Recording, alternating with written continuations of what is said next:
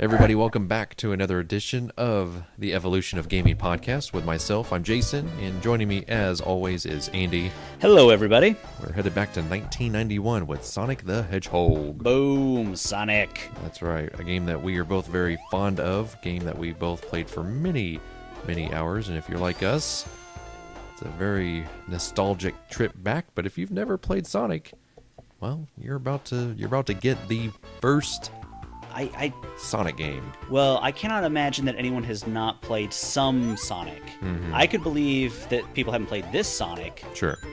But Sonic is so ubiquitous now, I cannot imagine that there's anybody out there who's like, oh, I've never ever touched anything Sonic. Sure. I mean, and that might be the case if you've started out, in a more recent console generation. Yeah. But, if you've been near gaming since, we'll say, even the late 90s, there's a good chance you ran into Sonic at some point. And that doesn't mean you ran into, like, a Sonic restaurant. I mean, the actual video game that you're seeing right now. So the main purpose of the game, of course, is to zip through these levels as fast as possible. Got him! Collect as many rings. As you can see, Andy collected 77 there. And rack up a really awesome fast time. Yep. And maybe you mix it up. Maybe you try to get through as fast as possible. This is a little mini game that he was able to activate, and of course, trying to collect as many rings as possible. And there have been a lot of different sort of spin-offs of Sonic over the years. Sonic Pinball being one of them. Of course, I had Sonic on my Game Gear, and we were both trying to figure out if that was an exact port of this game. I don't think it was. I think it was a whole separate thing altogether. Yeah, I think they follow. I mean, like almost every Sonic game has like a Green Hill Zone. Sure. Like that's normal. But it's almost like a tutorial level. Yeah. In a sense. But every zone is unique. I'm pretty sure you play 3 rounds in each, right? Yes. And at the end of, I think in some Sonic games you play 2 rounds and then you're that stupid thing. Just led you right up there. But I think in some Sonic games you play 2 rounds, and then the 3rd round is always just a boss. You just walk in, then you're playing the boss. But I don't remember that for sure. Sure.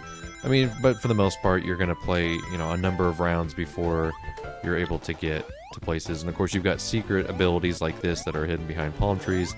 This is essentially making him indestructible for a certain amount of time. It doesn't make you go any faster, does it? No, you can't get fast running shoes, though. Sure. So which will make you run faster. This is basically the invincibility, potion, powder, I don't know, whatever you'd want to call it. Yeah. And, of course, past Act 2, so now he'll go into Act 3. At the end of Act 3, then he fights the boss. So that's sort of the main goal. You're also trying to save these animals from the boss, which you'll see here in a little bit. And, of course,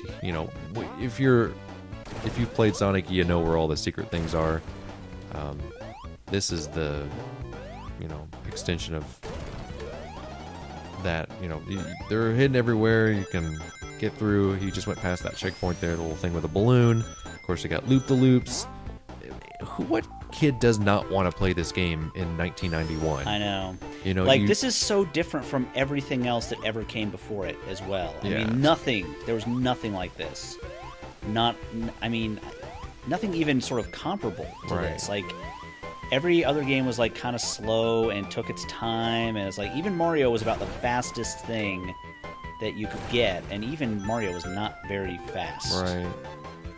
As you can see there, he just helps the bunny there. Was that a ring thing? That was a ring, yeah. That was 10 rings. So you get those hidden things in palm trees, and there's certain levels where those are all hidden elsewhere, and of course this is the boss, which Andy can tell you a little bit more about. Yep, this is Dr. Robotnik. Every single one of Robotnik, he's like a mad scientist guy, so he's going to have all these different machines, and he's sort of inside of all of them. And you just kind of have to hit the part where he's living, which is sometimes easier said than done. This very easy. If you die on this one, then you need to practice more because, that one's very easy. And then you free a massive amount of little bunnies and birds at the end of each level. Right. And again, I mean, just look at the backgrounds there. The backgrounds are just... Oh, man, so amazing. Animated, detail. This was the first, next-gen console, right? Like, Nintendo was 8-bit, this was 16-bit. So you had a lot more colors to work with. You had a lot more processing power to work with. I love this level too, by the way, because it reminds me so much of Altered Beast. Oh, I know. That's always what I think about as well. And this is not even... Ooh. Yeah, this is not the preferred Sonic game, actually. Yeah, that's true. This is, you know, I think a lot of people would say Sonic 1 is the worst of the Genesis Sonic games. Sonic 2 is definitely better than Sonic 1. Sonic 3, I think... Sonic 3 and Knuckles, I think most people would say that's, like, the best one. Sure. Although I never really played that one. Sonic 2 is my favorite because that's the one that I played the most. But, you know, there's always going to be a place in my heart for Sonic 1. Sure. Ugh, dang it. I should have just gone for it. You got squeezed. Yeah, and this game is a little... I mean, this is classic gaming, Jason. These games are unforgiving. They're not there to be your buddy. Yeah, you gotta start there from the beginning because you didn't hit any checkpoints. Yep. You see that little worm guy? He's got spikes on his body. That's your cue that you cannot jump on him. Ooh. Alright, well, I'm just going then. Sure. You know, in not many games at this point could you go backwards. Exactly. That was a big deal. Once you went forward, you were in the game, and if you miss something, you miss something, whether or not you're going to benefit from that or not. But this game, go backwards. Why not? Yep. Go backwards. Go as fast as you want. Try to collect as many rings as you want. It doesn't really matter. Now, this is a cool little thing. It goes traps. up, but if I don't, but I got this little block that I can push. Was this the first block puzzle, Jason? It's possible. It spawned a million awful things. Wait, now when did the Super NES come out? It came out, like, just after this, right? That's what I want to say. I want to say that's the case. Came out, you know, like, soon after this. We're not the most well-informed guys we could be, but, yeah. you know, that's what, you know, the internet's for. Yeah, so one of us is not playing the game, so one of us will jump in and figure out the answer to that question. Because I want to say that the Genesis came out first, and the Super NES didn't come out until a little bit later. I know for sure my family had the Super NES after the Genesis. It seemed like quite a while after. It came out in Japan, November 21st, 1990 was just the Super NES. Okay. Came out in the... Let's see... Gosh. 91, I think. 91, yeah. Okay. August, I think is what it's trying to tell me here. Sold lots of units worldwide. Sold about 49 million, according to Wikipedia. Yeah. Sold actually more units in North America than it did in Japan. Yeah. Which is pretty cool. That surprised me. Yeah. And Europe and Australia, not as many as you would think. Huh. So, yeah, that's... So, officially in Japan, November 21st, 1990. That's the Super NES? Yes. So when did the Genesis come out? Give me a second. Alright. Well, we go through the mobile one here. I would imagine it would have to be around the same time. Yeah, I know there were similar time frames, but I feel like the NES was still a thing for a while. Oh, yeah, while the Genesis was out. Yeah, it's just kind of like, you know, how Sony's done over the past years. They you know, Nintendo was definitely doing stuff for NES and Super NES. Yeah. Okay, let's see here. Really? This is saying in Japan, October 29th, 1988. Wow. Which okay. I don't... I figured it was earlier. I didn't know it was that much earlier. Yeah, I didn't think it was either. And then it came out, the rest, in August of 89. Huh. So, yeah, I didn't realize it was... it beat it by quite a while. Well, essentially what you're working with, what your Genesis is, and I knew this, I was just trying to figure out what it was actually called. Yeah. Is the original Japanese Mega Drive. Like, that's the style that you've got. Yeah. And then what I owned was the Genesis, like, Generation 2, which is the Model 2 here. Yeah. Of course, there's other variations, but this is, of course, you know, the Super NES and the Genesis sort of considered the fourth generation of consoles. Yeah. But yeah, the best-selling game, Sonic the Hedgehog. Yeah, not surprising. 15 million copies. Sonic the Hedgehog 2, 6. So, wow. Yeah. And then Aladdin was in third with 4 million. Aladdin was actually kind of a good game, yeah, I remember. Aladdin was a very fun game. Like, Disney did pretty good versions of their games. Maybe we'll get a chance to play some of those at some point, but But yeah, this was released as the Mega Drive in '88, so not technically the Genesis that we know and love. Yeah. But still, I mean, that's its quote unquote Genesis. Sure. Why do I always do that? But of course, finding like a Sega Master System would be pretty amazing. We don't. We are planning on getting additional consoles in addition to what we have right now. Don't get your hopes up for a Master System. Yeah. if we play Master System games, those we might have to do emulation on those because that was not a super popular system. And well, I think what you have has backwards compatibility. Does it? I think so. Wow, I had no idea. I think it does. So we might look into that. Yeah. But, I have no idea where to get a Master System, honestly. Even, like, eBay, I don't know, would have a reasonable system for a price that we could, reasonably say, sure, we'll spend that amount of money for our, our sort of little podcast here. Yeah. Well, and of course, you've got consoles with, let's see, the Sega CD was a sort of an extension of the console. Yep. Which I owned. Yeah, I never had any of the add-ons for the Genesis. The Genesis was, when Sega was sort of in this position, I guess, where, yikes, in this position where they were starting to lose the console war to Nintendo, they sort of got into this position where they were like, hey, let's just make it a little better. Yeah. So they had the CD, they had the 32X, which was another add-on. They had a couple others, I know, but yeah.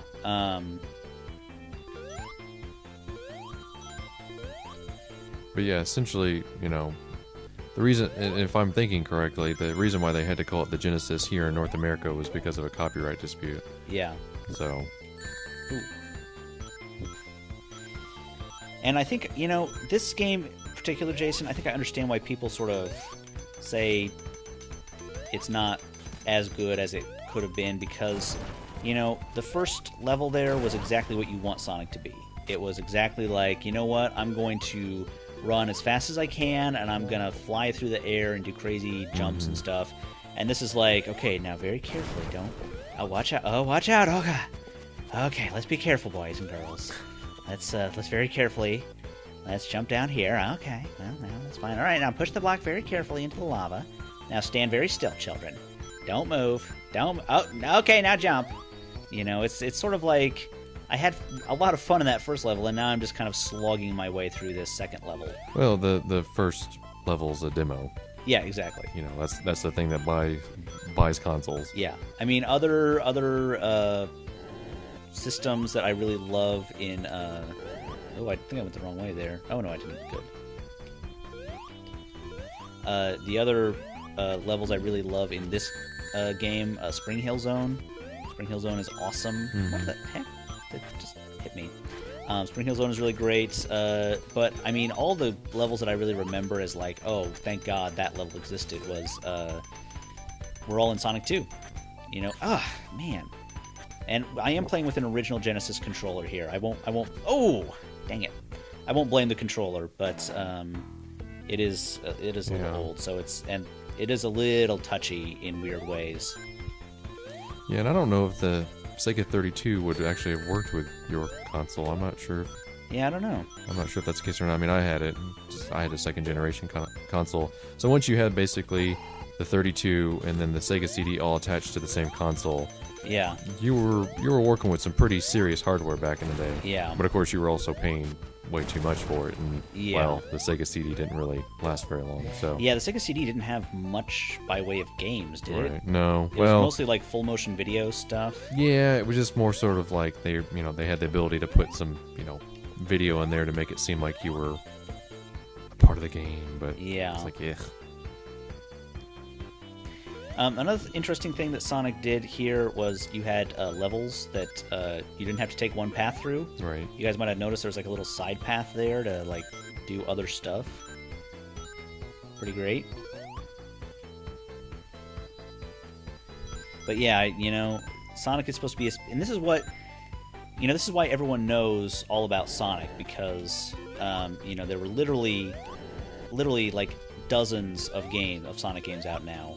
And Well, it just seems every like console, since Sega stopped making consoles, has its own Sonic game. sure. You I know? mean, it just seems like as of lately, though, it's just like they don't know what to do with Sonic. Obviously, with Sega Yeah. not being around, in terms of making consoles. Yeah. Of course, it was even to the point where I have very rarely played at Sonic on the Dreamcast. Yeah. And I mean, I never owned it. And so it's just like, it wasn't that my interest was gone, it was just that it wasn't particularly made available to me. It didn't come with the console I bought. Yeah. I just bought a straight up console, and there were other games just sort of taking my interest. It wasn't, what's like basically Sonic in 3D. Yep. And I don't know, maybe because so much of my time was spent, with Mario 64 that I didn't really care for it much, I don't know if that was just something Sony, or not Sony, but Sega didn't really do very well, keep maintaining my interest. I don't know what it was. I've never really quite figured out that answer. Yeah. Well, I liked Sonic Adventure, the one that, I think it was called Sonic Adventure on the Dreamcast, right? I think that was the case. So I like that one pretty well, but all the ones that have come out on sort of like I guess you would call it either the current gen Xbox 360 and those sorts of games, they're mostly terrible. Mm-hmm. Mostly terrible. The one good one, the one that I've really enjoyed lately, I played Sonic Generations. That one's pretty good. Yeah. And that one did a thing where it was like, okay, we're gonna do old Sonic levels in 3D. Sure. It was basically like a best of collection for Sonic. So it was like, it had like Green Hill Zone, but in 3D. Right. Which was really cool. But what's new for Sonic? Yeah. What's new? What can you give me that I haven't seen before, but is also familiar? Yeah. You Well, I mean, the problem with the games now is that to make Sonic move as fast as he did before, you have to develop levels that are like so massive that they just don't. It's just almost impossible to create levels that big on any console, much less something that they're still trying to figure out. Maybe the next generation, maybe PS4 and Xbone will have their great Sonic games that can really push the system. But these games really captured some kind of magic that the newer ones just haven't figured out. I mean, they've tried to give Sonic like a million buddies or whatever, which is not of interest at all. Yeah, but I mean, just look at all the sort of independent games like, Super Meat Boy. We've mentioned that before in the past. Yeah. I mean, that is very reminiscent of a, 2D side-scroller that, has sold millions of copies, retained interest. I mean, I think maybe going back to that style might say something. Yep. Oh, come on. That was lame. Yeah, I think that style definitely has a place, and I think that's what independent game developers are doing right now. That's so freaking cool. We try not to curse. That. I mean, I haven't played a lot of Super Meat Boy. I've sort of played a little bit here and there, just as a demo, or I've watched a lot of people play it. Here we go, Spring Yard Zone. We'll get some of this. But you get the appeal. Yeah. And it's because of games, in the vein of this. Yep. That really sort of do that. I mean, I'm not like obviously suggesting that you go like, bloody with Sonic or anything, but yeah, there's something that about the nostalgia of the original that I think needs to be recaptured. Yeah. And even if going back and literally doing just a straight up, this, but with crazier physics, might be a lot of fun. I mean, I'd be there. I'd be interested. I'd play it. I'd give it a shot. There's no reason not to. Ooh. And of course, with Sonic, you mentioned Knuckles, but of course, a really big part of that, franchise with Sonic is also Tails. Yep. That added, some great variety to gameplay. There's no reason why you couldn't bring all the old hits back. And yep. Well, and the other thing about Sonic 2, we'll get to Sonic 2 eventually and talk about that, but Sonic 2 added something that I think was essential to the game, which every Sonic game after has had, is the spin dash. You might be watching this and thinking, why isn't he just spin dashing everywhere? Why is he walking? I don't have a spin dash. Right. Like, that's what happens when I do something that should be a spin dash. He's just like an emo, frustrated Sonic. I know. Like, why must I cry? So you really have to count on the level design to move fast, and not always great. Right. So, like, yeah, I have to, like, line myself up with this platform and then get up here. And I can't spin dash into that guy. Yeah, see, I can't spin dash my way out of this. So it's something that, you know, you've got to have in a Sonic game. You have to give him a way to move fast. Yeah, and of course with Sonic 2, the graphics, the animation style really didn't change much. Yeah. It just added a few slight tweaks to the gameplay that took it to a whole nother level. Yep. Alright, we're going to land right on the center of this thing. Boom. But of course there's more copies of this game around because, well, it was when the console, you know, hit the market. So Absolutely. Yeah, the Genesis was a big deal in my childhood, Jason. You know, the Super NES, when we got a Super NES, I think it might have surpassed the Genesis overall, but I don't know. Very little surpassed Sonic. You know. Yeah, man, just that was off just a little bit. But just such a great game. But yeah, I mean, Sonic definitely the character that really helped Sega worldwide sort of spread their influence. I mean, Yeah. they owned quite a bit of a market share, and now knowing that they were out, you know, quite a bit before the Super NES makes sense. I mean, that kind of gave them a head start. I know in South America they had, you know, quite the following too. I know Sonic is a huge character. Yeah, I mean, it's almost it really kind of changed the game for all these game companies, because now they sort of had a playbook. Mm-hmm. It's like, did anyone really understand why Nintendo was so popular? And then all of a sudden, oh, dang it. And then Sonic comes along, and it's like, well, if you have a mascot that people like, Sure. you can build your whole company around that. And that's what game companies started doing. Some quite hilariously, because they didn't really need to be things. So, oh, and that's very satisfying opening. Oh yeah. All right, guys, I think that's it. We'll get out of here. Thank you guys for watching. I am Andy. And I'm Jason. We will see you next time.